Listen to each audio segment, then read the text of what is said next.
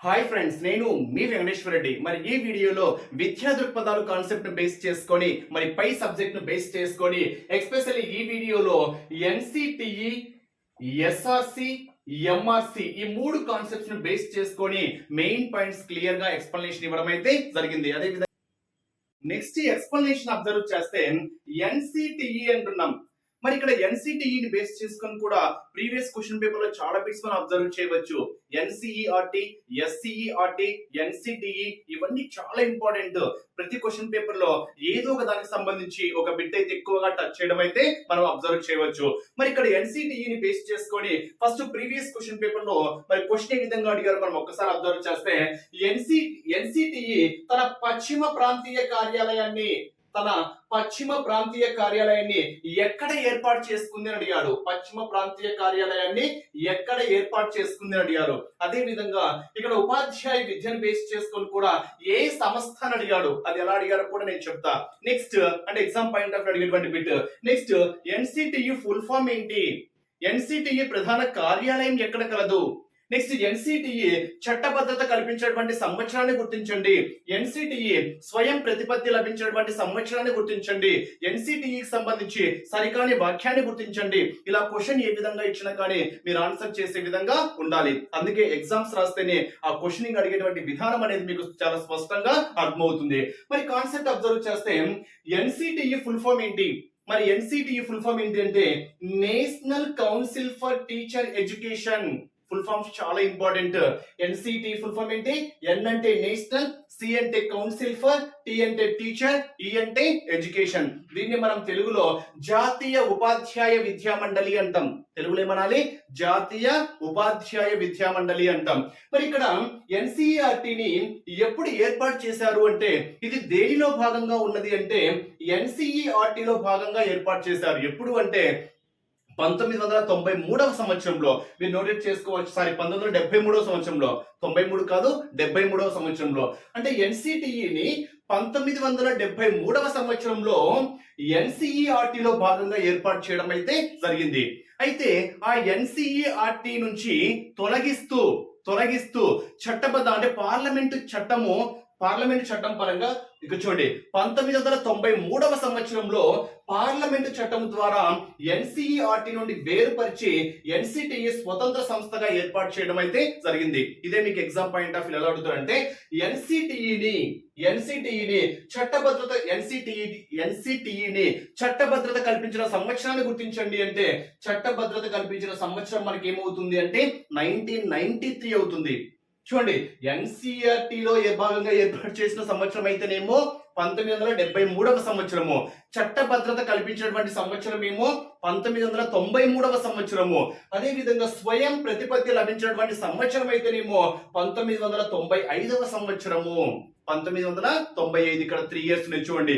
ఎన్సిఆర్టీలో భాగంగా ఏర్పాటు చేసిన సంవత్సరము 1973. చట్టబద్ధత కల్పించినటువంటి సంవత్సరము 1993.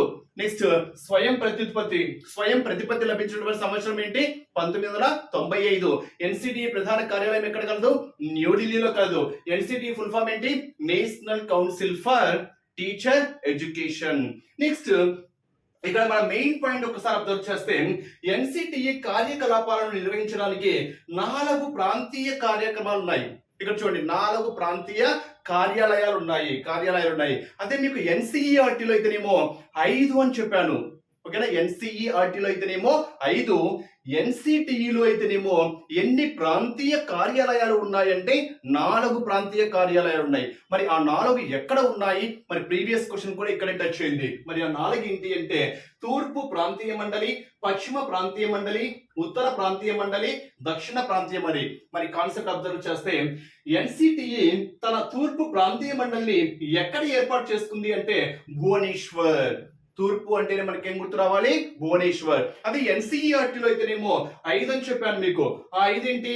అజ్మీర్ ఒకటి అని చెప్పాను. నెక్స్ట్ భోపాల్ అని ఒకటి చెప్పాను. నెక్స్ట్ భువనేశ్వర్ చెప్పాను. నెక్స్ట్ మైసూర్ అని చెప్పాను. నెక్స్ట్ షిల్లాంగ్ అని చెప్పాను. ఏంటివి? ఎన్సిఈఆర్టీలో. అజ్మీర్ ఎక్కడ అని చెప్పాను? ఉత్తర ప్రాంతంను బేస్ చేసుకొని, భోపాల్ ఎక్కడని చెప్పాను పశ్చిమ ప్రాంతాన్ని బేస్ చేసుకొని, భువనేశ్వర్ వచ్చేసరికి తూర్పు ప్రాంతాన్ని బేస్ చేసుకొని, మైసూర్ వచ్చేసరికి దక్షిణ ప్రాంతాన్ని బేస్ చేసుకొని, షిల్లాంగ్ అనేది ఈశాన్య ప్రాంతాన్ని బేస్ చేసుకొని అని మీకు ఎన్సీఈఆర్టీలో చెప్పాను. ఇది ఎన్సీఈఆర్టీలో చెప్పాను. ఇవి అయితే ఎన్సిటిఈలో ఓకేనా. మరి క్వశ్చన్ ఏమడిగాడు ఒక్కసారి మీకు రెండింటికి కామన్ గా ఉండేది ఏంటో చూస్తే, తూర్పు ప్రాంతము భువనేశ్వర్, ఇక్కడ కూడా తూర్పు ప్రాంతం ఏంటి భువనేశ్వర్. అంటే ఎన్సీఈఆర్టీలో కానివ్వండి, ఎన్సిటిఈలో కానివ్వండి, తూర్పు ప్రాంతీయ కార్యాలయాలు అంటేనే మనకు కార్యక్రమాలు ఒకటి కార్యాలయము అంటే మనకు నోటెడ్ కావాల్సింది ఏంటి భువనేశ్వర్. అందుకే మీకు బూతు అని చెప్పాను.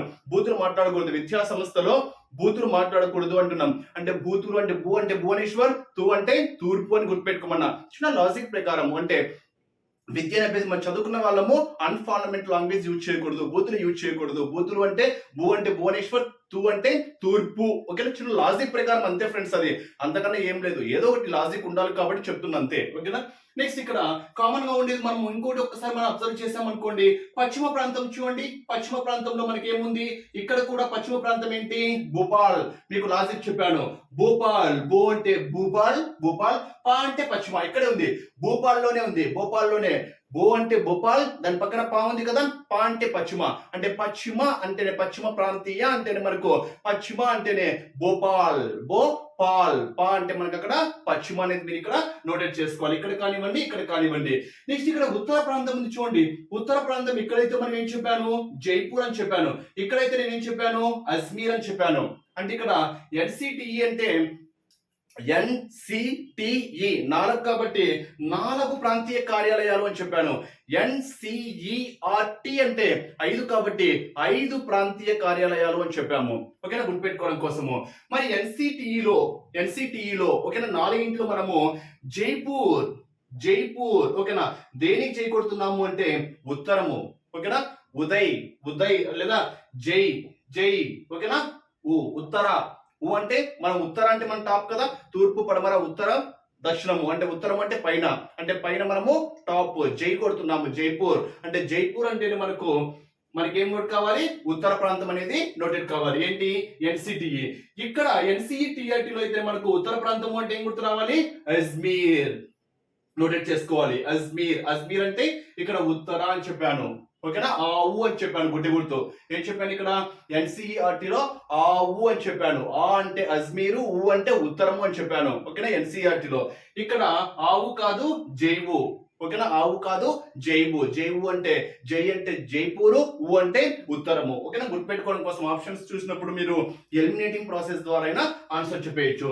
నెక్స్ట్ దక్షిణ అయితేనేమో ఇక్కడైతేనేమో మైసూర్ అని చెప్పాను. ఓకేనా, మైదా అని చెప్పాను షార్ట్ కట్. ఎన్సీఆర్టీలో మీకు మైదా అని చెప్పాను. మై అంటేనేమో మైసూరు, దా అంటేనేమో దక్షిణ అని చెప్పాను. మైదా అని చెప్పాను. ఇక్కడ దక్షిణ అంటే మనకి ఏం గుర్తుపెట్టుకోవాలి బెంగుళూరు అంటే దక్షిణ అంటేనే మనకి ఏంటి బెంగుళూరు. ఓకేనా, ఓకేనా, బెంగుళూరు అంటేనే మనకి ఏం గుర్తు రావాలి దక్షిణ. ఓకేనా, బెంగ పెట్టుకోకూడదు. దేని బేస్ చేసుకొని దక్షిణ ప్రాంతాన్ని బేస్ చేసుకొని బెంగ పెట్టుకోకూడదు. ఓకేనా, అంటే బెంగళూరు అంటేనేమో దక్షిణ, జైపూర్ అంటేనేమో ఉత్తర, భోపాల్ అంటేనేమో పశ్చిమ, భువనేశ్వర్ అంటేనేమో తూర్పు. నోటెడ్ చేసుకోండి. నెక్స్ట్ ఇక్కడ చూడండి, మన దేశంలో ఈ 4 అయిపోయినాయి. ఓకే, ఇక్కడ ఎగ్జామ్ పాయింట్ ఆఫ్ ఎలా అడిగారంటే ఎన్సిటిఈ తన పశ్చిమ ప్రాంత కార్యాలయాన్ని ఎక్కడ ఏర్పాటు చేసుకుంది. పశ్చిమ అంటే మనకు భోపాల్, పా అంటే పశ్చిమ భోపాల్. ఇది మనకు ప్రీవియస్ బిట్ లో క్వశ్చన్ గా చెప్పుకోవచ్చు. నెక్స్ట్ మన దేశంలో ఉపాధ్యాయ విద్యకు సంబంధించిన విధాన నిర్ణయాలు తీసుకునే అత్యున్నత సంస్థ కూడా ఏంటి అంటే ఎన్సిటిఈ. నోటెడ్ చేసుకోవాల్సినటువంటి మరో ఇంపార్టెంట్ బిట్ గా మనం ఇక్కడ చెప్పుకోవచ్చు. అదే విధంగా వివిధ ఉపాధ్యాయ సంస్థల నాణ్యతను గుర్తించి గుర్తింపుకు సిఫారసు చేసే సంస్థ కూడా మనకి ఏంటి అంటే ఎన్సిటిఈగా చెప్పుకోవచ్చు. మరి దీని పరంగా ప్రీవియస్ క్వశ్చన్ ఎలా అడిగారు అని మనం ఒక్కసారి అబ్జర్వ్ చేస్తే, ఉపాధ్యాయ విద్యకు సంబంధించి పరిశోధనలు నిర్వహించి ఏంటి ఇక్కడ పరిశోధనలు నిర్వహించి ఆ ఫలితాలను పాంప్లెట్ల ద్వారా ఉపాధ్యాయుల లోకానికి అందించినటువంటి సంస్థ ఏంటి అంటే ఎన్సిటిఈగా చెప్పుకోవచ్చు. ఇది మనకు ప్రీవియస్ క్వశ్చన్ పరంగా చెప్పుకోవచ్చు. ఏంటి అంటే ఉపాధ్యాయ విద్యకు సంబంధించి పరిశోధనలు నిర్వహించి ఆ ఫలితాలను పాంప్లెట్ల ద్వారా ఉపాధ్యాయ లోకానికి అందించినటువంటి సంస్థ ఏంటి అంటే ఎన్సిటిఈ. ఇది ప్రీవియస్ క్వశ్చన్ లో ఒక బిట్ గా మనం ఇక్కడ చెప్పుకోవచ్చు.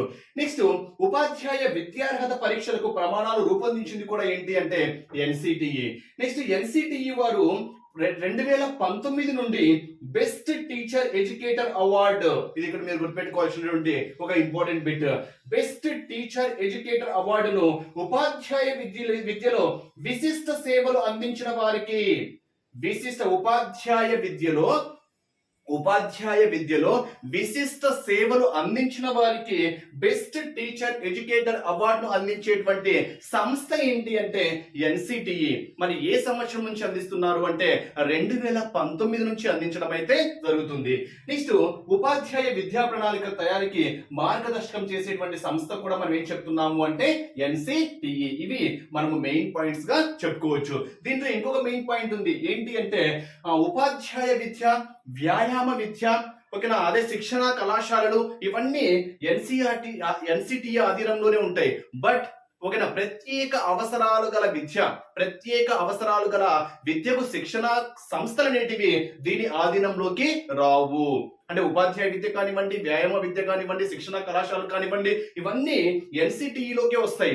బట్ ప్రత్యేక అవసరాల విద్య శిక్షణ సంస్థలు, శిక్షణ తరగతులు మాత్రము ఈ ఎన్సిటిఈకి సంబంధం అయితే లేదు. అంటే ప్రత్యేక అవసరాలు గల పిల్లలు అంటేనే మనము ఎన్సిటిఈకి సంబంధం లేదు అనేది మనము ఒక ఇంపార్టెంట్ బిట్ గా చెప్పుకోవచ్చు. నెక్స్ట్ అబ్జర్వ్ చేస్తే ఎస్ఆర్సి అదే విధంగా ఎంఆర్సి. ఎస్ అంటే ఇక్కడ స్టేట్ బేస్ చేసుకొని, ఎం అంటే ఇక్కడ మండలం బేస్ చేసుకొని, ఇక్కడ మెయిన్ గా 1 or 2 బిట్స్ ఉన్నాయి. జస్ట్ అబ్రివేషన్స్ చాలా ఇంపార్టెంట్. ఒక్కసారి అబ్రివేషన్స్ అబ్జర్వ్ చేస్తే ఎస్ఆర్సి అంటే స్టేట్ రిసోర్స్ సెంటర్. ఎస్ అంటే ఇక్కడ స్టేట్ రిసోర్స్ సెంటర్ అంటాం. ఇక్కడ ఎంఆర్సి అంటే మండల్ రిసోర్స్ సెంటర్. ఎస్ అంటే ఇక్కడ స్టేట్ కు సంబంధించి, ఇక్కడ ఎం అంటే మండలకు సంబంధించి. తెలుగులో అయితే మనం ఇక్కడ రాష్ట్ర వనరుల కేంద్రము అంటాం. ఓకేనా, ఎస్ఆర్సి అంటే రాష్ట్ర వనరుల కేంద్రము, ఎంఆర్సి అంటే మండల వనరుల కేంద్రము అంటాం. మరి మెయిన్ పాయింట్స్ మనం ఒక్కసారి అబ్జర్వ్ చేస్తే ఎప్పుడు స్థాపించారు, ఎస్ఆర్సి అనేది ఎప్పుడు స్థాపించబడింది అంటే 1978-79 విద్యా సంవత్సరం బేస్ చేసుకొని, అంటే 1978లో 79లో స్థాపించడం అయితే జరిగింది. అసలు మెయిన్ ముఖ్య ఉద్దేశం ఏంటి అంటే వయోజన విద్యా వ్యాప్తికి అవసరమైన సాంకేతిక శిక్షణ సహకారాన్ని అందించడానికి మన రాష్ట్రంలో భారత ప్రభుత్వం అనేది 1978-79లో ఎస్ఆర్సి స్థాపించడం అయితే జరిగింది. మరి ఈ ఎస్ఆర్సి మెయిన్ గా అక్షరాభివృద్ధికి, చూడండి అక్షరాస్యతాభివృద్ధికి, ఇక్కడ అక్షరాస్యతాభివృద్ధికి, ఓకేనా, ప్రత్యేకంగా స్త్రీలను బేస్ చేసుకొని ప్రత్యేకంగా స్త్రీల అక్షరాస్యత అభివృద్ధికి ఈ సంస్థ అనేది ఎంతో కృషి చేయడం అయితే జరిగింది. నెక్స్ట్ సంపూర్ణ అక్షరాస్యత సాధన దిశగా పలు కార్యక్రమాలు చేపడుతుంది. ఇక్కడ చూడండి, సంపూర్ణ అక్షరాస్యత సాధన దిశగా పలు కార్యక్రమాలు చేపట్టేటువంటి సంస్థ కూడా మనం ఏం చెప్పుకోవచ్చు అంటే ఎస్ఆర్సి సంస్థగా చెప్పుకోవచ్చు. నెక్స్ట్ ఎస్ఆర్సి హైదరాబాద్ లోని ఆంధ్ర మహిళా సభలో నడుస్తుంది. అంటే ఆంధ్ర మహిళా సభా ప్రాంగణంలో జరిగేదే మనకి ఏంటి అంటే ఇక్కడ ఎస్ఆర్సి సంస్థ. అంటే ఇక్కడ మెయిన్ గా మీరు గుర్తుపెట్టుకోవాల్సింది ఏంటి అంటే SRC full form state resource centre. ఎప్పుడు స్థాపించారు అంటే 1978-79లో స్థాపించడం అయితే జరిగింది. ఇది మీరు మెయిన్ గా గుర్తుపెట్టుకోవాల్సినటువంటి 2 పాయింట్స్. నెక్స్ట్ ఎంఆర్సి పరంగా ఇక్కడ ఒక ఇంపార్టెంట్ బిట్ ఉంది. మండల స్థాయిలో మండల విద్యాధికారి అంటే ఎంఈఓ ఎంఆర్పిల సహకారంతో నిర్వహిస్తున్నటువంటి సంస్థ ఏంటి? ఇక్కడ చూడండి, ఎంఆర్ఓ అంటే తెలుసు కదా, సారీ ఎంఈఓ, ఓకేనా, మండల ఎడ్యుకేషనల్ ఆఫీసర్ అంటాం. ఎంఆర్ఓ కాదు, సారీ, ఎంఈఓ ఎంఆర్పిల సహకారంతో నిర్వహిస్తున్నటువంటి సంస్థ ఏంటి అంటే ఎంఆర్సి అంటాం. అంటే ఇక్కడ మండలాన్ని బేస్ చేసుకొని మండల విద్యాధికారి ఎంఈఓ అంటాము. నెక్స్ట్ మండల స్థాయి నిపుణులైనటువంటి ఉపాధ్యాయుల సహకారంతో అంటే ఎంఆర్పిల సహకారంతో నిర్వహిస్తున్నటువంటి సంస్థ ఏంటి అంటే ఎంఆర్సి. మరి ఈ ఎంఆర్సీలను ఎప్పుడు స్థాపించారు, ఏ విద్యా సంవత్సరంలో ఏర్పాటు చేయడం జరిగింది అంటే ఎస్ఎస్సిలో భాగంగా 2003-4 ఎస్ఎస్ఏ లో భాగంగా 2000 ఎస్ఎస్ఏ సర్వశిక్ష అభియాన్ ఎస్ఎస్ఏ లో భాగంగా 2003-4 విద్యా సంవత్సరాన్ని బేస్ చేసుకొని ఈ ఎంఆర్సీలను ఏర్పాటు చేయడం అయితే జరిగింది. అంటే ఎంఆర్సీ అంటే మనకు మెయిన్ గా నోటెడ్ కావాల్సింది మండల resource centre definition. Mandal resource centre ఎప్పుడు ఏర్పాటు చేశారు అంటే 2003-2004 విద్యా సంవత్సరం నుంచి ఏర్పాటు చేయడం జరిగింది.